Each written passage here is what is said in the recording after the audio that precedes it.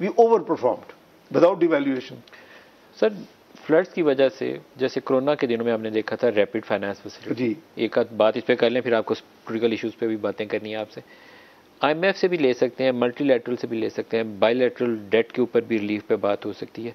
कोई ऐसा सुना था 15 अक्टूबर के करीब आपकी वो आ जाएगी जो फ्लड डैमेजेस की रिपोर्ट यूएन की बनानी है जी। प्लान क्या है आपका? $30 बिलियन के लॉसेस आप खुद तो पूरे नहीं कर सकेंगे। देखिए, एक तो ये है कि वो आईएमएफ से रैपिड फाइनेंस मिल सकती है जी, आईएमएफ से रैपिड फाइनेंस मिल सकती है? फ्रैंकली डाउट के को बहुत बड़ा हमें अमाउंट मिलेगा, लेट्स बी फेयर। अच्छा। और बेसिकली मेरी ज़ाती राय में ये जो बात हो रही है कि जी हम डेट रीशेड्यूल में जाएं, ये हमारी लास्ट ऑप्शन होगी। यू आर सेइंग कि ये this is your last option? तो माई लास्ट ऑप्शन, यस। मेरी जो डेट रीशेड्यूलिंग आपकी तरजीह नहीं है? नहीं, मेरी नहीं है, और मैंने उनको एक्सप्लेन किया एंड इज हैप्पी। वो उनका क्यों था कि उनको बताया जाता, राइटली सो, जी इतना बड़ा एक्सटर्नल फाइनेंस गैप है अगले 12 महीने में, यही हमने पैसे देने, ये हमारा करंट अकाउंट डेफिसिट प्रोजेक्टेड है, हमारी जो इनफ्लोज हैं एक्सपोर्ट्स की ये हैं, दूसरी ये है, तो क्या करें? तो ऑब्वियसली एज प्राइम मिनिस्टर उनके पास तो चॉइस ही नहीं है। ये बड़ी खबर है, ये हमारे देखने वालों को शायद इसका पता नहीं हो, मार्केट्स के लिए ये बड़ी खबर थी जिसने पाकिस्तानी पेपर्स की बिल्कुल उस दिन मार्केट के अंदर कंडीशन बदल दी थी। आप कह रहे हैं कि दिस इज नॉट योर तरजीह। पेरिस क्लब का टोटल शायद लेस देन $10 बिलियन है। देखिए, तो आपको ये जो है ना जी, मैंने उनको लंदन में भी बता दिया था, ये उनकी इकोनॉमिक टीम का, मैं देखें I don't want to enter into blame game, उन्होंने शायद ऑब्वियसली विद सिंसियरिटी कहा होगा ना जी, ये हमारे 12 महीने के आउटफ्लोज हैं, ये हमारे इनफ्लोज हैं, तो क्या करें? एक ये एरिया है जहां हम एक सेविंग कर सकते हैं।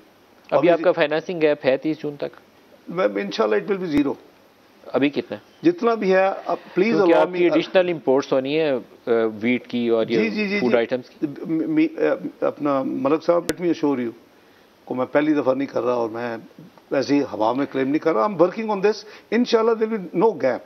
हम अपनी व्हाट इज ऑल्टरनेटिव? आप मार्केट से उठाएंगे या बायलैटरल जो हमारे फ्रेंडली कंट्रीज हैं उनसे रेज करेंगे? अगर मैं आपको एक मिसाल याद करा दूं कि 2013 में पाकिस्तान वाज डिक्लेयर्ड, इलेक्शन किसी को नहीं पता किसने जीतना है, आपको याद है? Pakistan was declared macro economic unstable country, मैं तो नहीं कह रहा, रिकॉर्ड्स मौजूद है। सेकंड प्रेडिक्शन ये थी कि जी ये 6 से 7 महीने जो भी पॉलिटिकल पार्टी जीत के आएगी डिफॉल्ट करेगी। आई होप यू रिमेंबर, वो कैलकुलेटेड था, क्योंकि उनको पता था कि हम तो इनको प्रोग्राम लैंडिंग जीरो थी, कोई आपको IMF, world bank, IFC, Asian, nobody was giving new dollar on programme lending. Project जो जारी थे वो कुछ पैसे आते थे। It's not difficult to work out कि जी ये इनके पास 6 बिलियन थे स्टेट बैंक में, 4.6 बिलियन की लायबिलिटीज थी अगले 6 महीने में, and if there is no new inflows, तो ऑब्वियसली उनकी प्रेडिक्शन थी 6-7 महीने, और ये we reach actually February 2014 at $2.6 billion state bank. लेकिन हमने अपना एक डायरेक्शन चेंज की, IMF को विदिन, आपको याद है 5 दिन में बजट दिया, 1 महीने में IMF 4 जुलाई को कर ली, और उसके बाद हम लग गए। जब हमारी डायरेक्शन चेंज हुई, if you recall, I went in the bond market और 500 मिलियन का बॉन्ड इशू हुआ, मुझे याद है अप्रैल 2014, 14 टाइम्स ओवर सब्सक्राइब्ड। लोगों ने देखा कि they mean business. Last question economy में पूछ लूं, फिर मैंने सियासी बातें करनी। दोबारा मार्केट टैप करेंगे?